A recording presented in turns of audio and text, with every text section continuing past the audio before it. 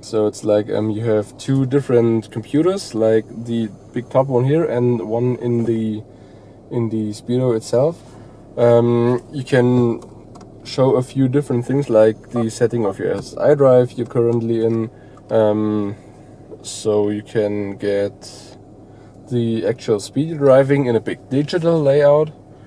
You can get the drive, the time you're driving and the mileage you get. You have a little menu you can get in to set up a few things about that. But the thing I really like most is having the Speedo digital over the top in the middle. So it's really like good at driving, so you always have the clear speed.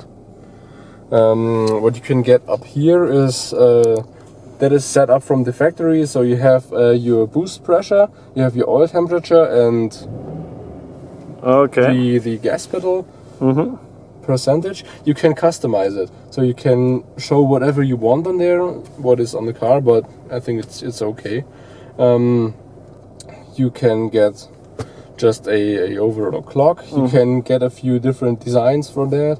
You can get your fuel consumption and your distance to empty. You have a few different ways to display the way you get your fuel economy. It's like we're now getting worse economy because the engine is running, like not the graphics, driving. Here you have a display when you're driving. You would see when you have interferences from the VDC or ABS, which wheel gets... It's similar with the XP. Yeah, genau. Okay, yeah. So you see it, which wheel actually has to be decelerated from the VDC. And that's what you can get up here. But normally I like this, so you have the oil temperature right there. Be safe and everything. Perfect. And also this is the new interface of coming for the new starting interface. So you have the ability to connect your smartphone using digital radio, using a few apps over the mobile data from the phone, like getting weather informations, getting news and everything in there. You can when you have everything connected, so not everything works because it's just a car to show off. You have your audio. You get normal AM, FM radio. When you have your phone connected, you will get digital radio. You have Bluetooth audio.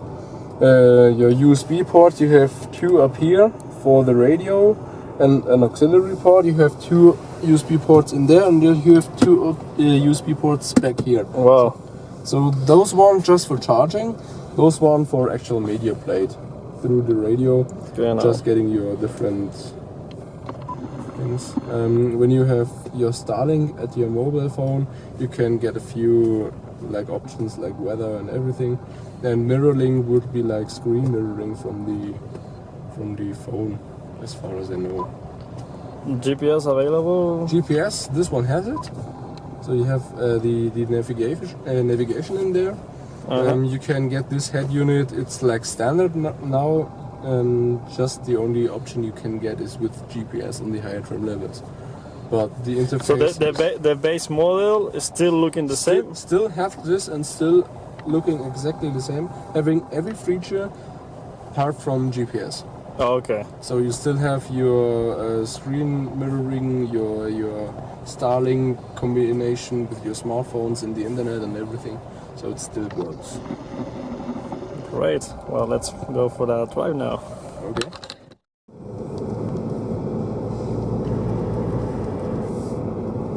Oh, it's also nice the surroundings here in this side of Germany. We might find ourselves a spot to take some pictures of the car. Yes.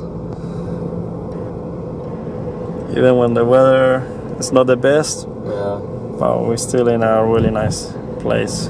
Yeah.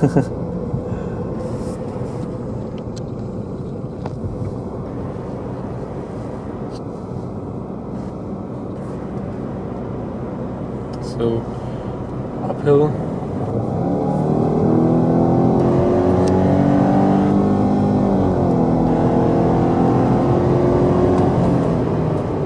will notice a bit noise from the CVT. So you see what I mean with keeping the revs up. Once you've driven it sporty, it really works well. So I've driven longer distances on road like that, with the XV, the 2.0. And the CVT, and it really works well. You never feel annoyed about the transmission not being at the point you want it. That is something I don't experience with other CVTs. They're like when you're driving it sporty, more like you sometimes sit in the car and like, come on, do it, go rev it, and that they really sorted it out with this one. So you have the revs where it has to be when you accelerate, and it's really nice.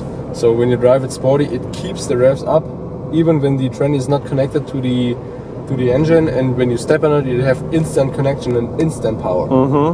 That is very nice. Normally, I don't like automatics for driving sporty. It's like automatic is for the day-to-day basis.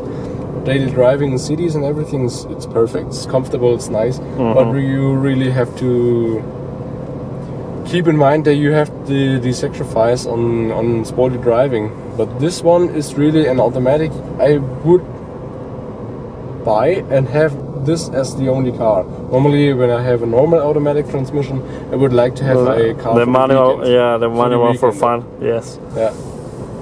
But really, it works. It's done the job well. Yeah. And the next thing is these trannies don't have any problems at all. We have them in Germany since 2012, and the legacies with the 2.0 and 2.5 never had a single failure on one tranny, never had a failure of sensors or anything. Okay. They just work.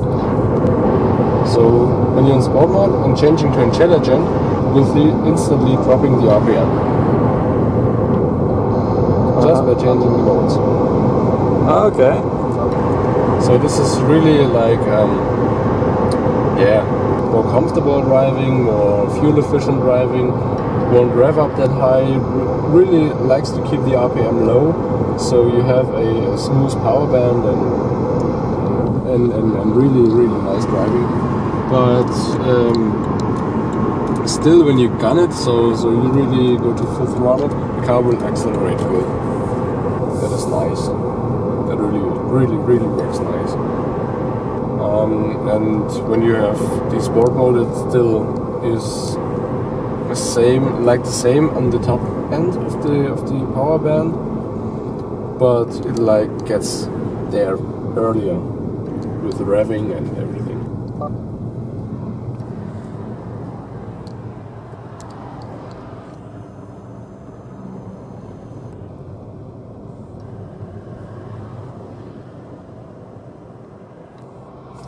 So what you can do when you are sitting like at a point like here, changing gears manually.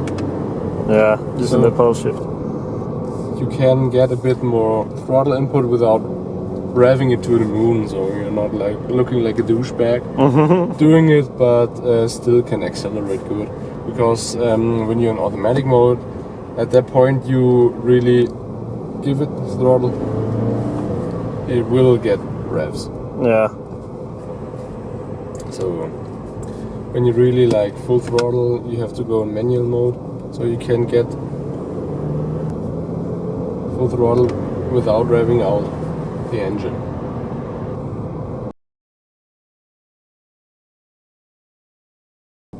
Perfect.